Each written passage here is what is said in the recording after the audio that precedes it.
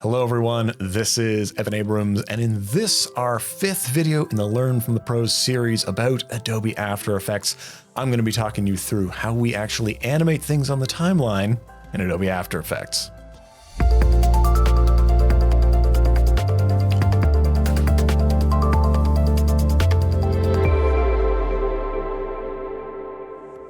Now in this video, we're going to be talking about a very key concept, the keyframe, if you will. Once you understand this core concept, it really unlocks a lot of the potential of this amazing program. So if you haven't seen those other videos in the series, I'd really encourage you to go back and watch them all the way through. But if you're ready to get into animating things on your timeline, then let's get into it.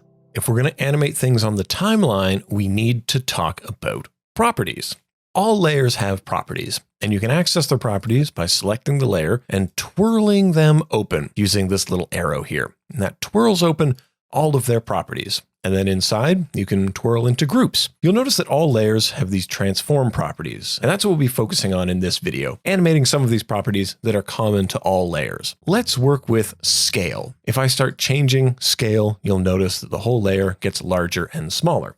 So if I zoom in on the timeline here and I go to 1 second, so at 1 second, I would like the scale to be 100%. If we want to set keyframes, we can simply click on the stopwatch here. And that puts a little keyframe diamond down on the timeline. A keyframe is just holding a certain value for a property at a certain time. At this current time, this layer's scale is 100%. If I move ahead to 2 seconds, I move my playhead there, I can set another keyframe by clicking this button here, setting a keyframe, and then increasing or decreasing, changing that number any way I'd like. But let's set it down to 50%. Since we've set our 2 keyframes, between them, we're going to see change over time. If you hit spacebar, it's going to preview and play through. Here we can watch as this shape shrinks.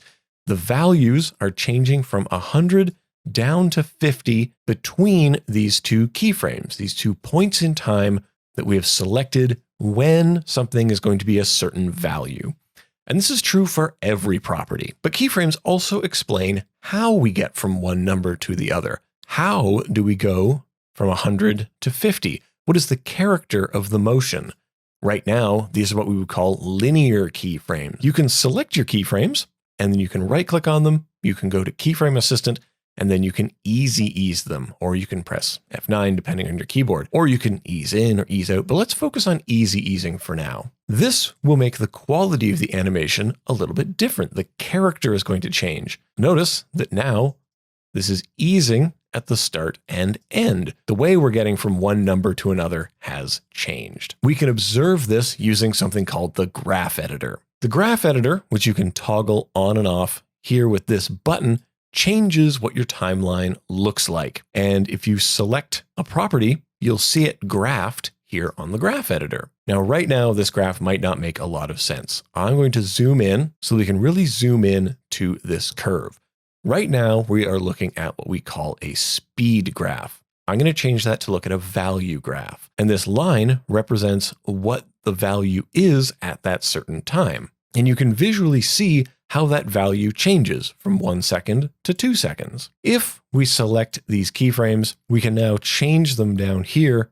Perhaps we change them back to linear, and you can see how it's no longer smooth on its journey. It's linear, it's just a line. But if we change that to be eased, we get these nice little handles, and we can see how soft that change is. The graph editor is not only where we can observe this change of values, but we can manipulate it by grabbing these handles and moving them around, which will again change the quality of that motion. And we are changing the influence that a keyframe has over the value. But to start with, it's really just important to understand what's happening with keyframes. And we can set keyframes for all kinds of properties. Any property you see with a little stopwatch, you can change over time. We could change the position over time. We could change the opacity over time. Just remember, you set keyframes by turning on the stopwatch, and then you go ahead in time and then change the value.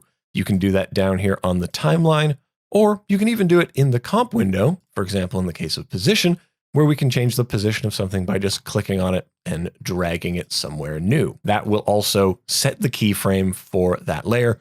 if that is the case in your preferences, which you may have to toggle on. But when you see these keyframes on your timeline, you're holding a value at a certain time, and the keyframe describes how we're getting from one value to another. Properties are found on layers, properties are found on effects, properties are found on everything. So now you're able to animate literally anything that you can see down here on the timeline.